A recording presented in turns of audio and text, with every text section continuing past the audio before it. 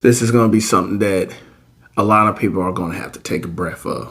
It's just basically communicating your desires over communicating your issues. Check the mic and make sure it sound right, boys.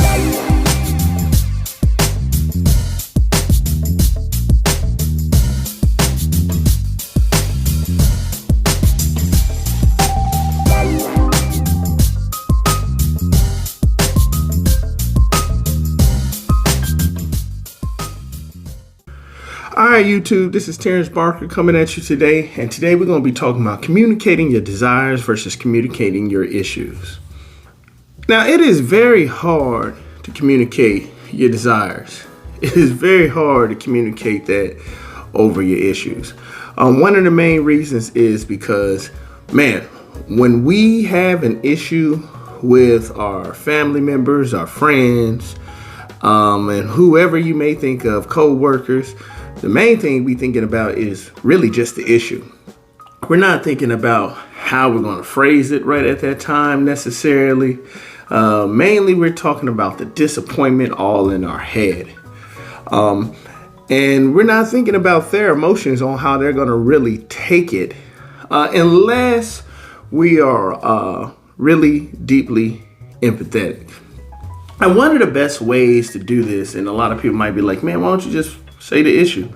Ain't nothing wrong with saying the issue, but you also need to learn how to communicate your desires and how you speak on the issue. It's all on how you bring up the issue, because communicating your desires in a way does both. Prime example would be like if I had asked my wife for a cup of water and then she comes out and brings back a small cup, and I'll be like, why didn't you get the bigger one? Right there, I'm communicating the issue.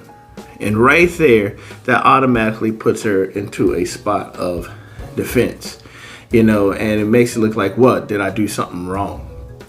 And the thing is with communicating in that type of way is people aren't mind readers.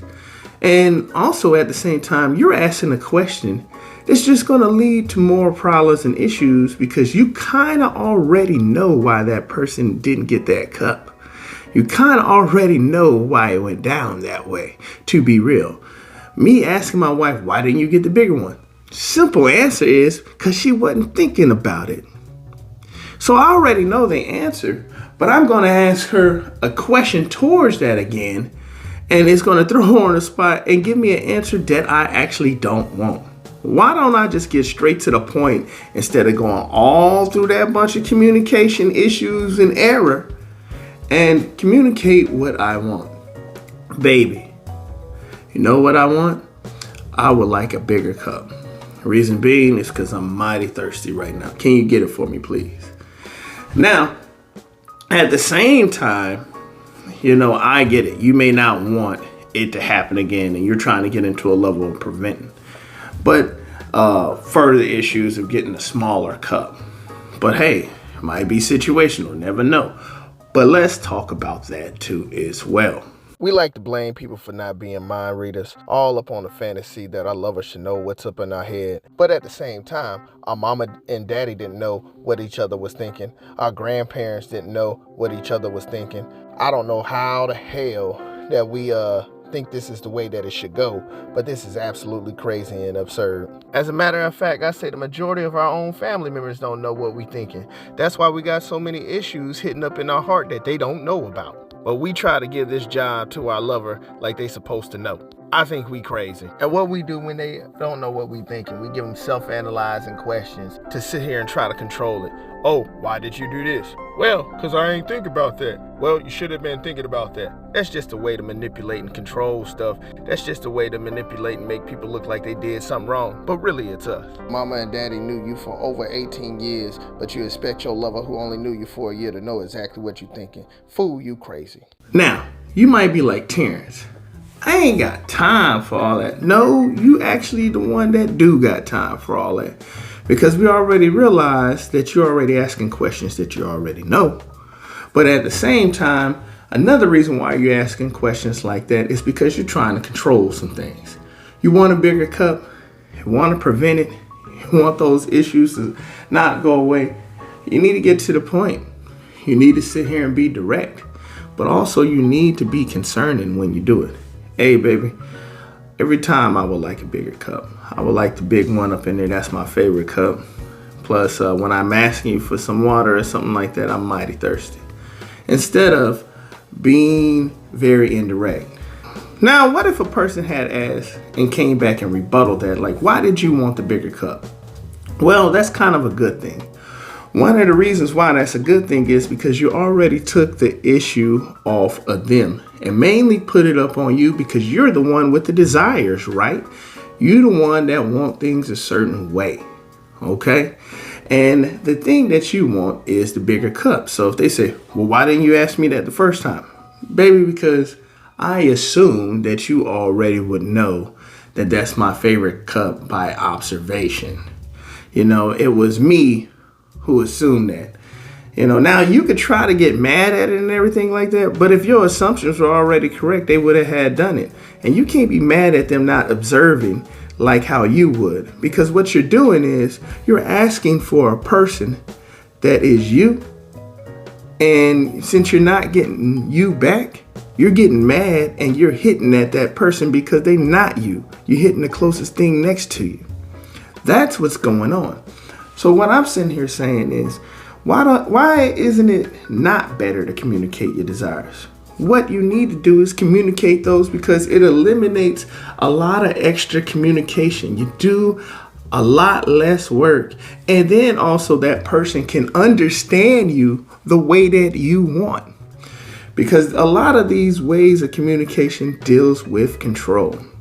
So it is absolutely pertinent to communicate your desires, to take them out of the loop and trying to put the blame on them and not understanding your desires on them and trying to cast that belief on them in that way. But to really cast it up on what your inner feelings are so they can see you in your fullness and then later on adopt on what you really want.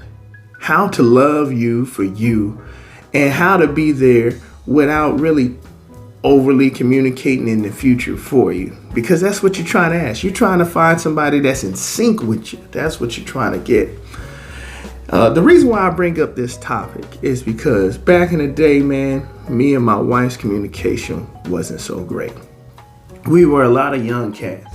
And when it comes time to this style of communication, or when it comes down to a lot of these things that I'm talking about on, you know, you really don't see it in a household. Normally, most of the times what we see in a household is, you know, either your parents were very argumentative and they fought and you saw a lot of the wrong ways to communicate, or you didn't see your parents really do any of that at all because it was all behind closed doors. So what's happening? You out here winging it. You out here learning what you learn from the street. Or you out here learning from observation, you know, it's basically like the blind leading the blind. And that's what a lot of people will go through when it comes to their communication at home. You know, a lot of this has been learned the street way or the blind leading the blind way, you know, and in my marriage in the beginning, it was very hard. You know, me and my wife was going at it, you know, back and forth. And we used to communicate a lot of our issues, but we didn't really communicate a lot of our desires because we were pointing the finger at the other person, blaming them for not serving us at the full capacity. So what I'm trying to do as a family keeper is communicate a lot of my mistakes, you know, humility alert. You know what I'm saying? That's where we're going. I'm not sitting here saying, hey, I'm better than you or anything. No, I'm trying to tell you ways to prevent the things that I've done. You know, I'm trying to help you out in that area. You know, because we all do it and we're all young. But that's what I got to say right now, and I'm out. Check the mic and make sure it sound right, boys.